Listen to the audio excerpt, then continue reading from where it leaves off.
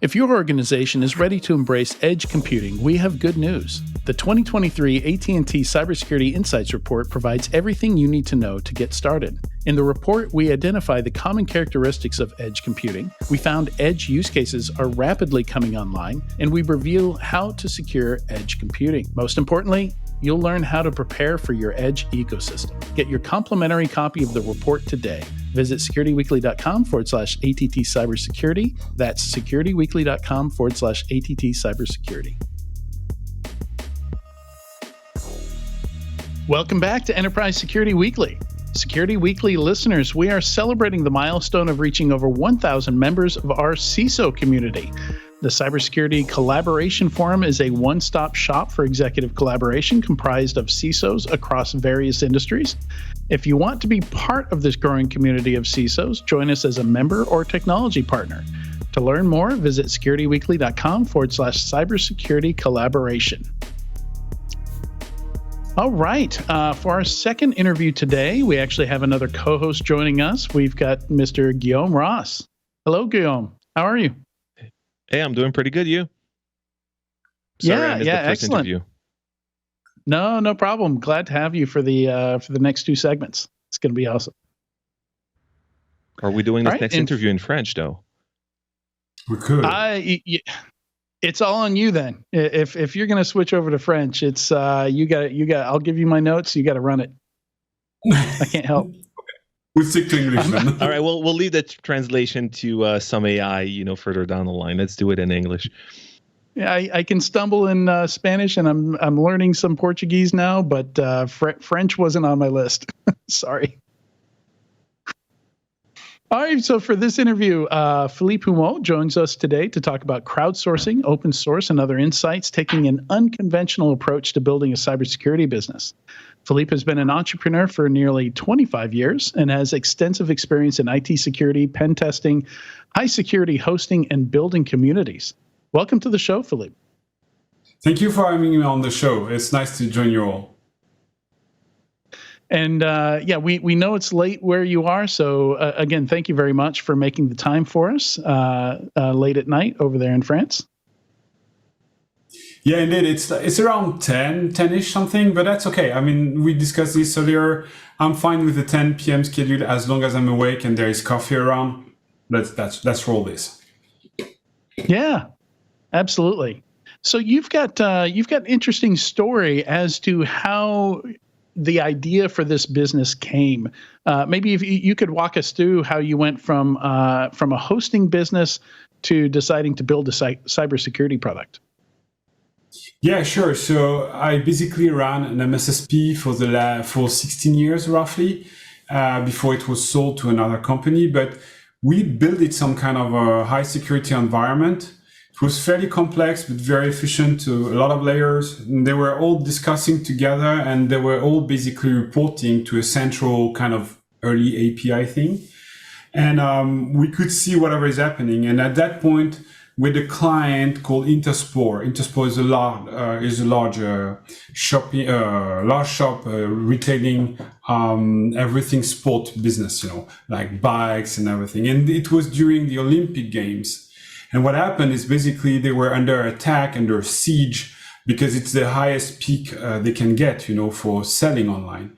And they were in this high security perimeter. So we could see every attacks that was thrown at them. And the guys used something like probably along the lines of 6,000 IP addresses over 2 days. So a fairly large pool of IP addresses. And the system reacted as expected. And we're like, okay, cool.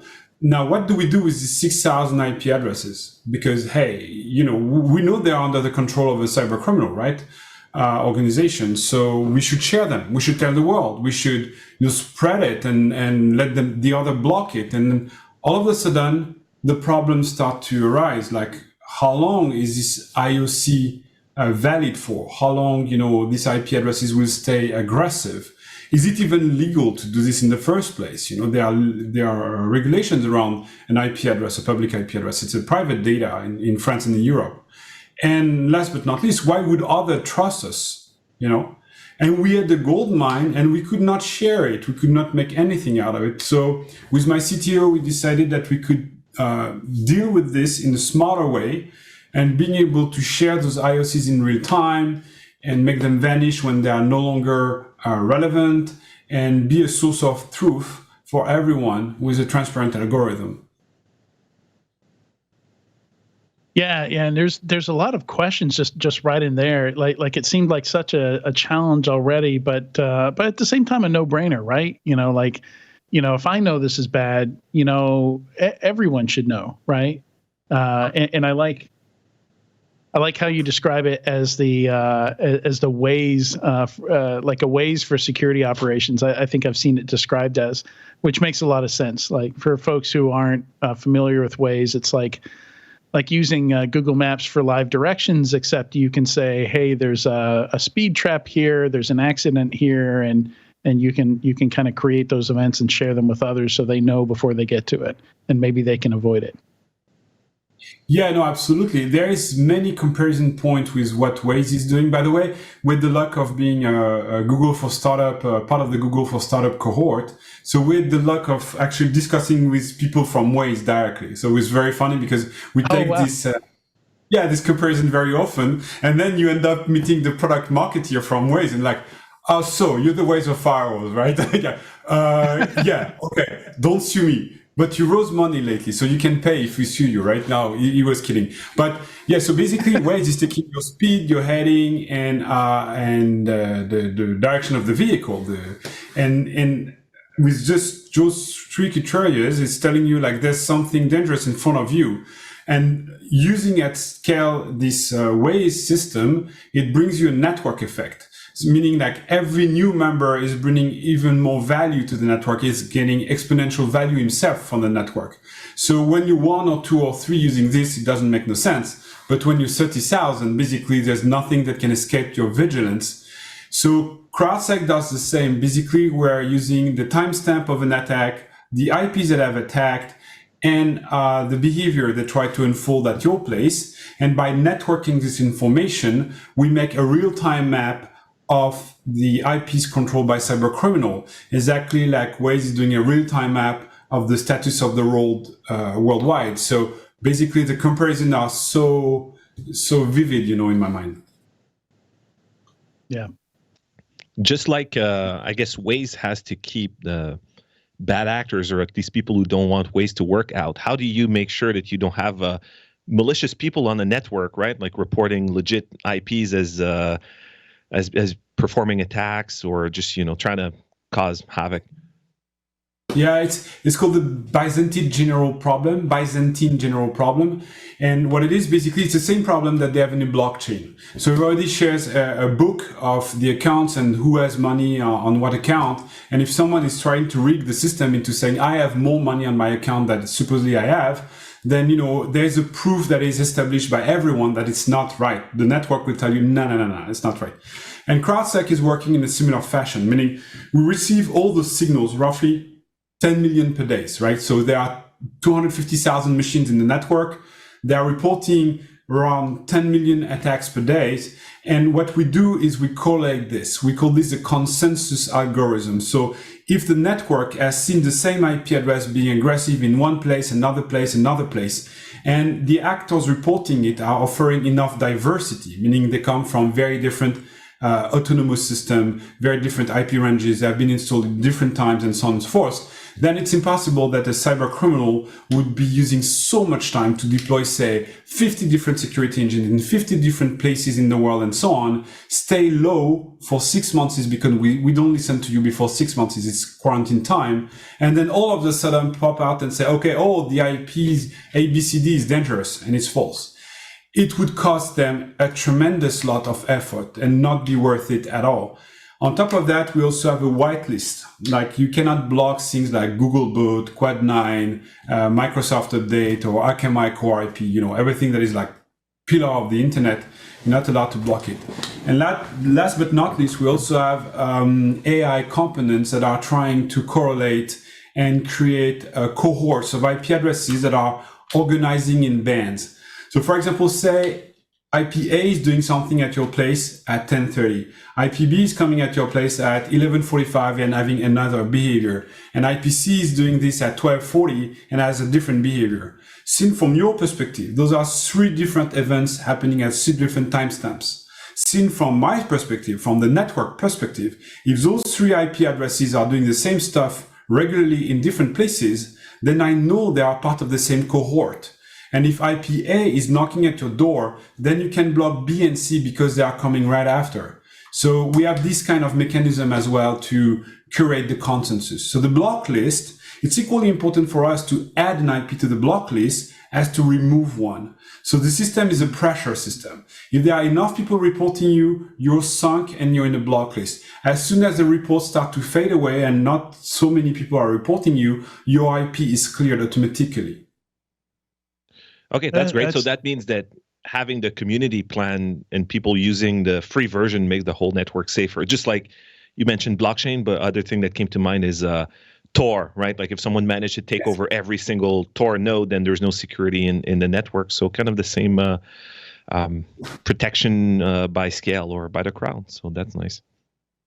Yeah. And when you're starting this, you have a chicken and egg problem. You have a network effect. You have to start with a cold boot phase. So basically you don't have no network and you still have to deliver some value. Otherwise people won't adopt you. So you have a fake it till you make it strategy that took place in CrowdSec. So we had honeypots at first, because when you start a cybersecurity companies like 3 years ago, people were literally tossing money at you, credits on GCP, AWS, and so on. We use them to start actually honeypots. So we kickstarted we bootstrapped the network using this strategy. And then when the number of users grew, we got rid of those honeypots, which were actually fake signals, like, not real workloads. Now what we see from the network are real workloads facing real attacks, which are far more valuable than, a honeypot strategy. Yeah, and so one of the things you already answered one of my questions here. One of my questions was going to be about the fact that like if you look at Bianco's pyramid of pain, IPs are at the very bottom. They're lower value threat intelligence and signal, but you've already answered that in that you have this pressure system of of course, an IP is only going to be considered malicious for a limited amount of time because so many IPs are coming from like an AWS pool or GCP pool, and they get recycled and reused, and eventually become go back into the system and get used by somebody else.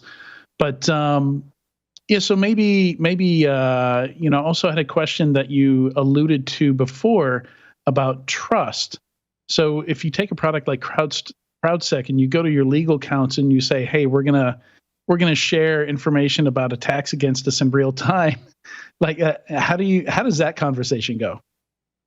Yeah, so it's a tricky one. You're right, and it was part of our initial thinking. Remember when we had these 6,000 IPs, we didn't know how to share them because actually those are personal information as per the GDPR regulation, which is extremely strong regulatory framework in Europe, and it's a really good one actually.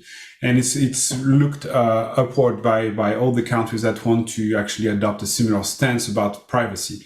So how do we deal with those private IP addresses? So the first thing, basically the framework says you have to collect the least amount of data, keep them for the least amount of time, and secure what you keep from those people. We are not dealing with like very personal data. An IP address is a personal data, but it's not identifying you directly.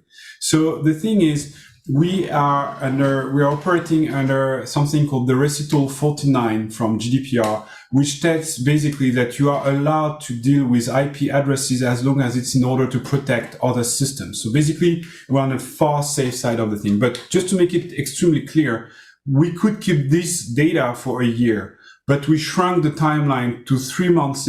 And after 3 months, we actually blur the IP address in a range.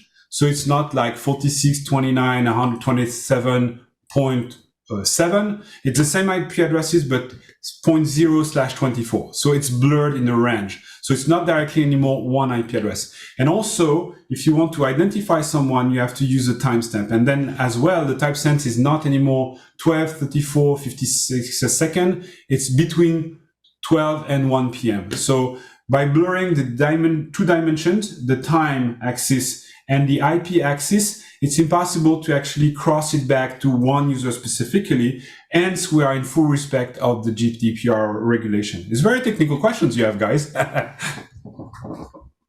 Yeah. So you blur that fourth octet of the IP address, so you can only identify it to like the nearest class C. Then, is that correct? Yes. The goal for us is to know that if we have that already. So people try to evade CrowdSec by using the IP address, stopping for a while, letting it, cool down, then be out of the block list and using it, be out of the block list, reusing it and so on. So they have a kind of a U pattern, like what's it called? Medieval castle walls pattern, right? So the thing is, to avoid that, we keep the class C in which the IP is sitting for IPv4. We also deal with IPv6, obviously, but let's stick to IPv4. So that way, if an IP from this range is seen again, it has the bypass to go faster into the block list because we know it's a returning customer, if you feel. Gotcha. Any other questions, Ryan, Katie, or Guillaume, before I move on? Yeah, I was wondering from a practitioner perspective, how are customers using this? Are they having external dynamic lists on your edge firewalls? Are they integrating with SIEM? Is it more preventative or detective? Just curious how this trickles down to the practitioner. Yeah, it's a really good question because everyone sees something different in CrowdSec, which is actually the really tricky part for us to have a universal language, but everybody has a different problem. You can see us as a toolbox. The security engine is protecting you against targeted attacks, right? So some banks, for example, are using it to detect impossible travelers. So people that would connect to their account from New York and like 5 minutes later connect to their account from Pennsylvania or something like this, which is an impossible travel time-wise. So they want to find this specific behavior. And they are happy to be protected by the global block list, which usually they inject at the border, like firewall level. And it's cool because say you're getting a layer 7 DDoS. It's extremely costly on the applicative layer, CPU, RAM, database, network, disk. Everything is involved in an applicative answer to a potential garbage query. Now, if you can block them at a layer 3 level, at a network level, you deal with them extremely fast before they even have an impact on the layer 7, which is costly to deal with. So some of them are using our product to reduce the pressure on their infrastructure. Some of them are using it to reduce the pressure on their team because we get rid of all the network noise, the background hum of the internet. And a lot of them are using CrowdSec to detect specific behaviors for their business, like scalping, for example. A web shop that is getting scalping, they are, say, doing a collectible. Say tomorrow, Adrian is creating a pair of flip-flop with Beyonce. Those things will sell like hot candies, hotcakes, obviously, because Adrian is known. And if they sell it for $200 on Foot Locker, it will be instantly acquired by robots that will be reselling them on eBay for a profit, right? And you don't want that to happen because you want the product to be in the hands of the final customer. And if, God forbid, the sale is going wrong, the scalpers will return the product to the retailer saying, oh, sorry, I don't want them anymore, 15 days. And so it's terrible losses for the retailer, right? And it's terrible upsetness and frustration for the clients. So this is called scalping. And this behaviorally speaking, it's super easy to detect, where if you're using some kind of WAF, it's nearly impossible. So basically, the behavioral aspect is great to deal with certain problems, not so good at others, but we like to deal with behavioral problem, logic, and business problems and solve them at layer 3. If you're code doing garbage here, then you bend there. And this is the most efficient way to deal with the problem. Yeah, the pre-orders on that sneaker collab are already sold out, by the way. Just after you mentioned it, they're gone. They're done. Yeah. Or Taylor Swift concert ticket, right? Who can get one? Nobody. You have to buy them black or secondhand on eBay. Yeah, it's $1 billion per tour now. Artists like Taylor Swift are doing over $1 billion per tour. It's insane. Yeah, it's insane. And this is where I mean real business. It's a business problem. It's a business logic issue that you cannot possibly deal with in any other way than behavioral, right? Yeah. Yeah, so this is it's interesting how you handle the data, but then also, like the freemium model and the open source, like how much of this did you have mapped out and decided on in like the early version of the product? Like certainly it sounded like the crowdsourcing, like that was at the core of this product that you wanted to build, but how did you come to the decision to, well, network effect, it makes sense you go premium, right? Like it would be hard to get network effect if you're charging for everything. But the open source piece as well, does that go along with the freemium? Yeah, so great question. And it was not easy to sell to the VCs because they had to understand the neural pathways we were going through. So first of all, I need to say that I'm not an open source zealot. I love open source, I'm contributing and so on, but it's not a default stance for me. For some people, it's a religion. It's absolutely not a religion for me. It's a practical approach to a problem. So before you switch for an open source model, you have to have a fair trade model. Meaning you have to bring something to your community and your community has to bring something to you in return. Because if you have not some kind of digital fair trade, then it's disbalanced. Either the company is not earning money and then it will disappear and the open source software will die with it. And, you are relying on a piece of software that you're dependable on and nobody is maintaining it anymore, right? And it gets rusty very quickly. Or on the other end of the spectrum, you're monetizing everything and then it's not open source anymore because people expect it to get it for free somehow, even though open source and free are not the same thing, just to be clear.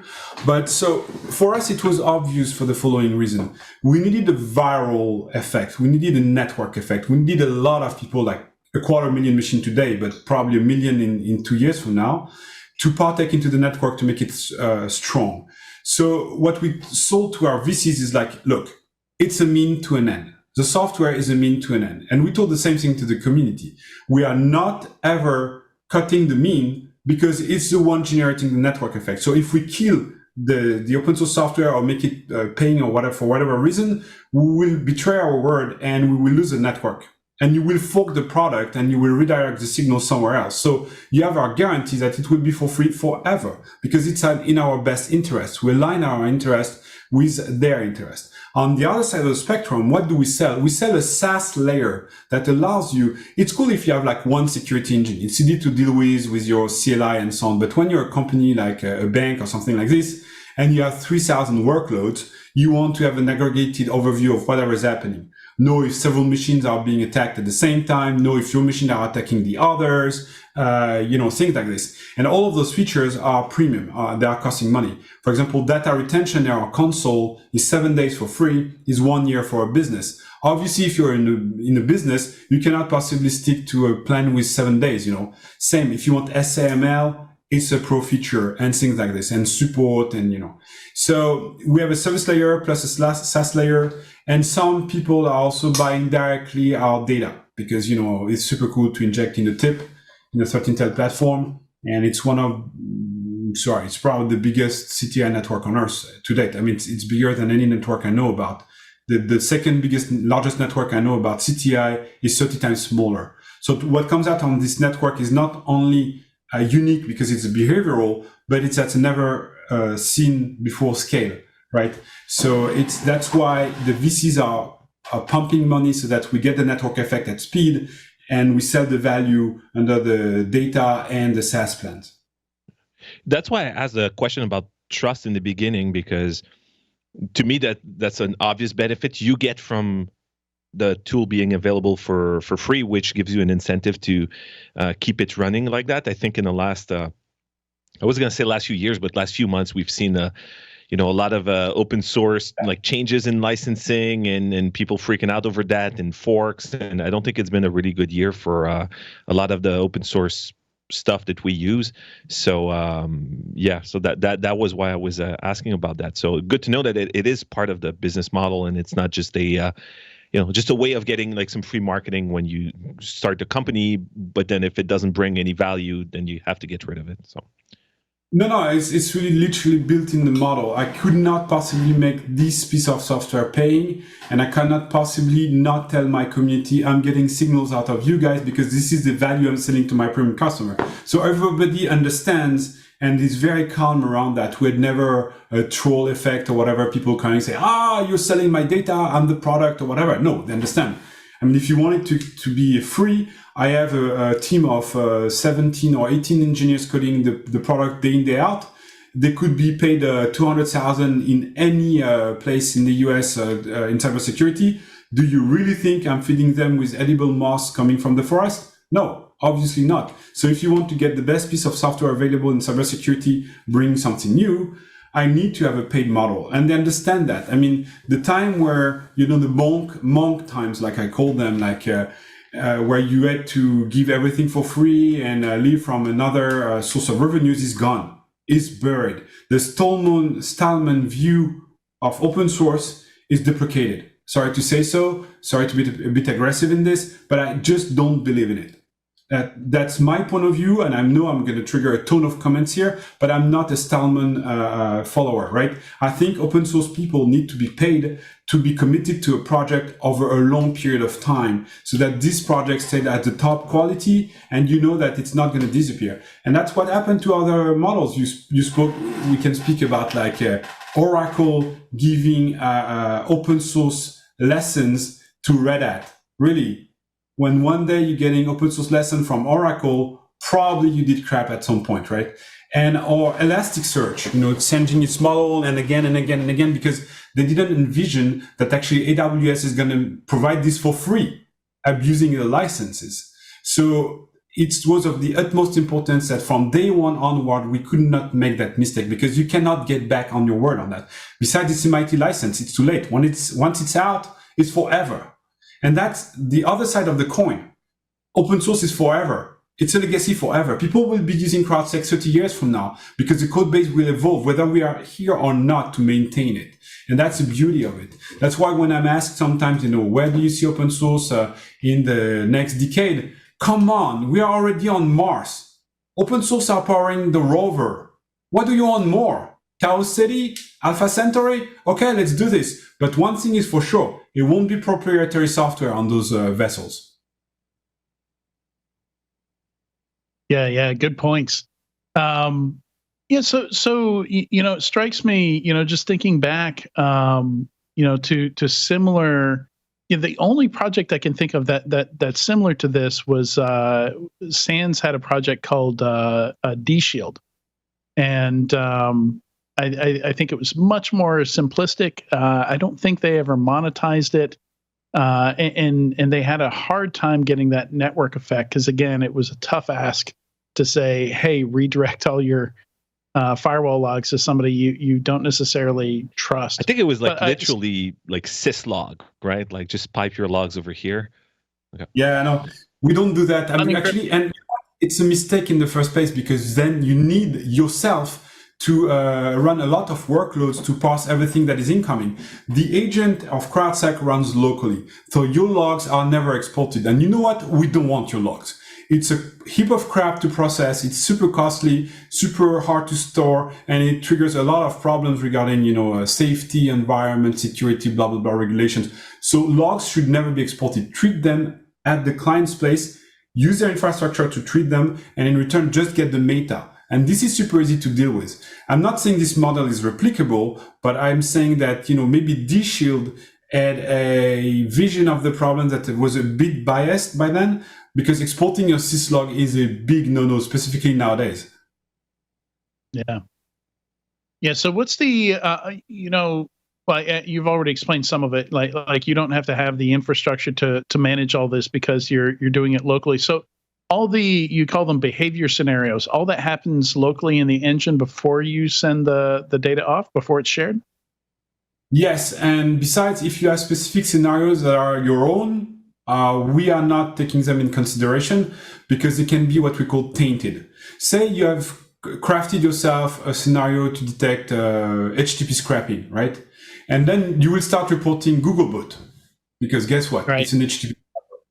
So honestly, there's nothing more HTTP scrapper than Googlebot, right? But we don't need your reports about Googlebot because we know Googlebot is not dangerous. So yes, it's whitelisted, but in the first place, the scenario we are delivering from the hub are certified. We know they are not recurring false positives, right? So if you have your own scenarios, fine. It's absolutely all right to create your own, and the community is creating a lot of them.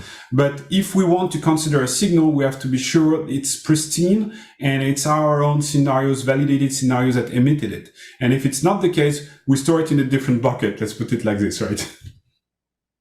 Well, you make a good point, because there are a lot of things that can be used as C2 channels, and that are perfectly legitimate. HTTP2. Like you mentioned, a lot of these different forms of using HTTP standards. And for my network, it might be weird. Like 100%, it's going to be malicious if I see that. But somebody else's network, maybe tons of that traffic is totally normal. And you can't trigger on that. So are those decisions that engineers at CrowdSec are having to make? Like, is this malicious? Like, is it niche for this to be malicious, or specific to particular environment, or is this broadly always going to be malicious for everyone? Are those the kinds of tough decisions that your engineers have to make? Yeah, there was one in particular that comes to mind, which is UDP. Since UDP can be spoofed, you're never sure of what IP addresses really sent the packet in the first place. So we have to ignore entirely UDP. So I wouldn't say I'm satisfied with that, but protocolly speaking, there's no other way around it. You have no way to be sure whatsoever who sent you a UDP packet. So we only deal with TCP connections, because then it's non-repudiable. There's a three-way handshake that makes it so that you are sure that the IP emitting the packet is the real one emitting the packet. Now, whether it's compromised or not is another thing, but at least you're sure. So yeah, we had to make an arbitration here saying we will ignore entirely UDP until we find a way to better deal with this. And there were surprises also in the direction you're mentioning, like on VoIP. So one day, a client of ours created a scenario. We checked it; it was clean and all. We said, "Okay, we stamp it. It can be in the hub. Everybody can use it, and we'll consider signals." All of a sudden, it was like the tip of the iceberg, and we saw the whole iceberg. Like, what's happening on VoIP layer, guys? It's crazy. The biggest number of attacks reported per day are on VoIP layer. Like, what the hell? And it's TCP. It's real genuine signals. We have no problem here. But yeah, you have to know, for example, that VoIP systems are hammered everywhere around the world. And is it normal? It's kind of borderline normal in the way they function nowadays. They are all like this. Like, they have like 5 to 10% that is legitimate traffic, and all the rest is garbage. So we have to adapt a bit in this direction. But we like the system to be elegantly designed, so we make the fewest possible, holes in the global thinking. If possible, none of them. Yeah, it makes sense. Yeah, and so kind of flipping back to the network effect, the viral effect, the marketing side of this. With 250,000 folks using this or workloads, however you want to measure that growth, how do you get to that point? Because that's it seems like you have to have a pretty strong marketing game here also, and it seems like you almost have to take a product-led growth approach here, as opposed to a traditional B2B cybersecurity enterprise marketing go-to-market strategy. Yeah, and you're entirely right. So we are mostly PLG, product-led growth, a bit SLG, sales-led growth, now that we already have the network. But in the first place, I want to thank our VCs and people that trusted us, because we spent their money, their fuel, to actually bring an understanding to the market that we are bringing something new, and we need this network effect so that people can benefit from it. So you always have the early adopters, and then after there's an early majority once you cross the chasm, and then the late bloomers and so on and so forth. So it is of the utmost, it's vital that you take off, because if you don't take off, you die very quickly. So the way we did it at the very, very, very, very beginning, and it's an advice I can give to pretty much anyone willing to create a company that works like a charm. So you dump your LinkedIn contacts of all the founders. You merge this in a database, you curate it, right? And you will send one mail and one mail only to them. And you will tell them, I'm going to send you one mail only in my new adventure. Please help me. I want you to have 3 actions for me. Click here, upvote there, and vote for us on the product hunt. Upvote, star us on GitHub, and upvote this post on YC News, for example. And with those 3 actions already, we had a beginning of attraction, because then you have a lot of stars all of a sudden in GitHub, and GitHub is like, wow, this project is trending, and it's putting you in the trending project of the week. And so you accelerate and you get even more people to see the project. And this is how we really cold booted this and the fake it till you make it with the honeypot. Then after, the network effects start to take over and you have like some very strong visibility on something. What helped us a lot was Log4j. Log4j was a massive crisis in the cybersecurity industry because it was Java based, and so many companies are using Java, specifically banks and government. They were like, how do we deal with that? We don't even have time to patch. And they were distressed. It's like it was CVSS 10 score, like earthquake magnitude 9 on Richter scale of the IT industry. And everybody was like, 12th of December 2021, everybody was like, we're done, goodbye. That was great. I love you people. And then we were like, hey, wait, we have the scenarios. We can detect the IP addresses that are already aggressive against you. And the network was 30 times smaller back then, right? But nevertheless, in 3 hours, we can source the 3,000 IP addresses that were the most aggressive in the world against this vulnerability. And we get it for free on the GIST, in a list in GitHub, and people could download it to protect themselves. They were so happy about it that even people at the Pentagon used it. DOD, man. We even had someone from the Pentagon thanking us on LinkedIn. We're like, wow. And then, all of a sudden, different scale. Because you showed that you can deal with a problem that nobody can deal with in a crowdsourced manner. Right. We expect that now that with the new size of the network, a full security vulnerability like Log4j would be tamed in under minutes. Yeah, and it's a good point because I remember everybody scrambling to block the attacks with WAFs, for example, right? And they tried putting WAF rules in place, and of course WAFs are endlessly evadable. There's always some other encoding or some trick to evade your WAF rules. And I remember we were seeing like in 30 minutes. Attackers were already figuring out how to evade the WAF rules that folks thought might protect them for weeks or months while they clean things up. So I think it was a wake up call for a lot of folks and what kind of methods were going to work or not work in that kind of situation. Yeah, absolutely. And also there are just so many ways to make a WAF eat glue, So it was super easy for the guys to feed crap to the WAF, and they would die under the load of trying to understand useless requests. Whereas on the behavioral front, it's fairly easy to trade with these problems. Again, behavior is not going to solve everything. It's not a silver bullet, but it's so well better suited for some problems than, a WAF or a firewall or whatever other equipment you're having already in place. All right. Any other questions, Ryan, Katie, or Guillaume?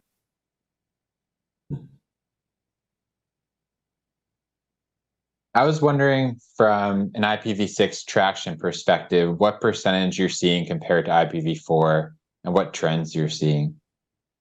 Yeah, so that's tremendous. We saw a growth year to year, year over year, October to October, of something like more than 100%. So basically, back in October 2022, the number of attacks carried by IPv6 as opposed to IPv4 was 10%. Nowadays, it's around 30%. So the growth is tremendous. The number of attacks carried by IPv6 is tremendous. And I think people in the industry in a general way are just not ready. So if on that point, and thank you for highlighting this, get ready. The IPv6 is now leveraged by the cybercriminals big time. Yeah, a lot of tools aren't even capable of seeing it, right? Like at least 10 years ago, I know a lot of tools didn't even support IPv6. I don't know if that's There's still still a true bunch today. that have like, variable support for IPv6, right? Like the checkbox says that it's supported, but not quite all the features work. But I think there's also a lot of companies that think their existing controls are applying the same way over IPv6, which is, not true, not the same firewall rules and all that. So obviously you might scan and find, you might find more stuff over IPv6 than IPv4. So it's going to be interesting to see that develop. I wonder when IPv6 attacks will take over IPv4. Do you have a prediction for that in a year? I think it will be tightly related to 5G because 5G imposes everyone to run on IPv6. So it's already a strong form of adoption. Now, most of the old business that are very juicy and interesting for the cyber criminals are still relying on IPv4 heavily. So it's really hard to answer this question. I would say probably within the 5 next years, maybe 5 years. I wouldn't see it like really, really short term, but it's progressing a lot in terms of number of attacks. Now, are they more fruitful than on IPv4? I'm not sure yet. And also you deal with them in a bit different manner because, the point of IPv6 is to have like around 20,000 IP addresses per square meter on Earth. So the point is like every individual would have a large personal network around itself of robots, micro, something in your body, whatever.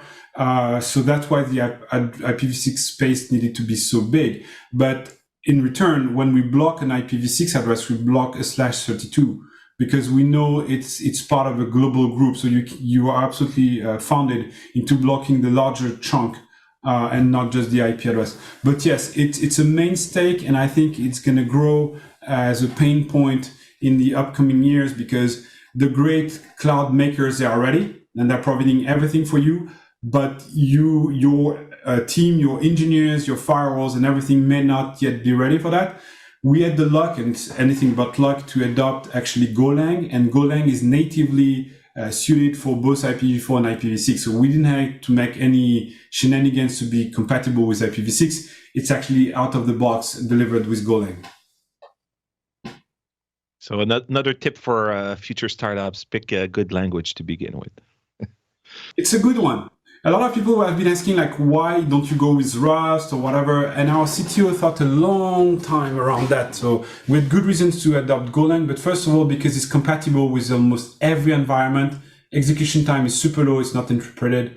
And there is a lot of coders available, which is not the case for Rust, which is far harder to carry cross-platform and to find people that are good at developing it. So really no regrets around those lines. And besides, we know it's supported by Google. It's the core engine of Google, so it will never be dumped. So long-term and the maintenance. ecosystem around it, right, like is pretty good. So looking at your website, one thing that I find interesting is you can run this on pretty much anything, right? So there's a lot of security tools now that are like, oh, this is for cloud, this is for SaaS, this is for, traditional on-prem, but I could run this. I have a pfSense firewall. I assume I can probably get it working on that. I know you have like official support for OPNsense, which is originally based on pfSense, right? So I can run that on firewalls, but I can also look at my WordPress logs with it, and then reconfigure my AWS WAF configuration based on data that's coming from CrowdSec. So does this? What type of customer buys it? Is it customers that have like these complex environments where there's no like only cloud world? They have to deal with physical offices and data centers and things like that? Yeah, no, you're right. I mean, they use so many different kind of log sources, OS. You can even run it on Windows and instruct Cloudflare to block something. The point for us is to be as versatile as possible because we are not making the use case. This is the beauty of open source. You can adapt it to your own environment and do whatever you want with it. So, and by the way, pfSense support is out already last month or something like this. So we supported OpenSense in the first place because they have a license that is closer to our own conviction, but pfSense is definitely the top dog in the backyard. So we decided to support pfSense as we could. When I said there were a lot of open source licensing shenanigans, shenanigans in the past couple months and years, I was thinking of, Terraform, obviously, which is the recent one, as well as pfSense a few years ago. So. Yeah, absolutely right. Absolutely right. We have no reason to change our license anyway. We can't. It's MIT license. It doesn't get any better than MIT license. There is a debate around the too close BSD, but honestly, this is an expert debate to say whether it's perfect or even perfect than perfecter. So that's fine. MIT license is, you can do whatever you want. You want to embed it on a missile and shoot it to Japan, you can. We are against it, obviously, but nobody can prevent you from doing so. You want to put it in an appliance and sell it, you can. It's not a problem. So yeah, there's no limit around it, and we cannot possibly change it. It's too late now. All right, Philippe, I think that's all the time we have, but I always know it's a great interview when I'm taking notes during the interview. I don't often take notes during the interview, but I took notes during this one. Thank you so much for joining us on Enterprise Security Weekly today. Thank you, everyone. Thank you for your great questions. It became very technical, but I love it, and I'd be happy to be anytime again with you all. Bye from France. All right, thank you again. We'll be right back in a few moments with the weekly enterprise news.